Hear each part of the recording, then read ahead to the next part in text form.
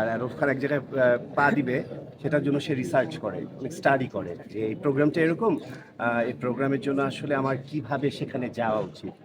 আমি মিলাদে যখন যাই মিলাদের মতো করে যাই, আমি যখন মাদ্রাসায় বাচ্চাদেরকে খাওয়াই তখন আমি একরকম, আমি যখন গ্রুমিং ক্লাসে তখন আমি একরকম, আমি শুটিং সেটে একরকম, আমি যখন ফ্রেন্ডস বা ফ্যামিলির সাথে তখন আমি খুবই ক্যাজুয়াল।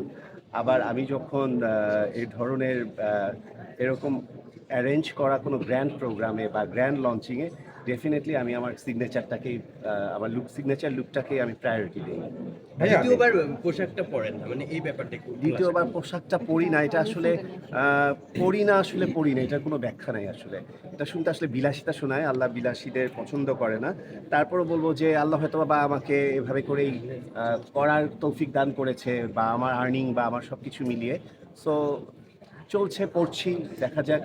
আমি চাই আমার পোশাকটা নিয়ে না, বা আমি এক পোশাক দ্বিতীয়বার পরি তা নিয়ে না, আমার পোশাক যেন একটা রিমার্কেবল একটা স্টেপ ফেলে, বা পরবর্তী প্রজন্ম যেন এই ফ্যাশনটাকে অনেক দূর এগিয়ে নিয়ে যায়।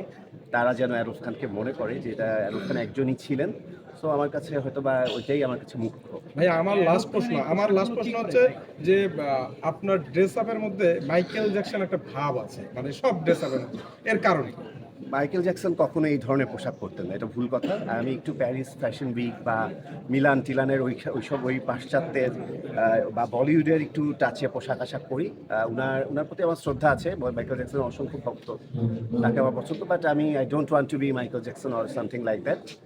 I wanted to be Arab Khan, I want to be Arab Khan, এবং আমি ভবিষ্যতে আরব খান হয়ে যদি জন্ম নিতে হয় তো আরব খান হয়ে আর জন্ম নিব আর কি। আমরা তো অ্যারেঞ্জার ডাকছে, এই ভাই অ্যারেঞ্জার ডাকছে। বলুক শেষ করতে করতে এই যে আসো। একবার যে পোশাক ব্যবহার করে আরব ভাই, বলো, হ্যাঁ। একবার যে পোশাক ব্যবহার করে এই পরবর্তী সময় এই পোশাকটা আর ব্যবহার করে না, পোশাকটা কি করে? পোশাকটা আমার একটা পোশাক রাখার জন্যই আমার আলাদা বাসা আছে। সো সেই বাসায় আমার শুধু সব শোকেস শোকেস সব পোশাক আছে, সব কালেকশন আছে।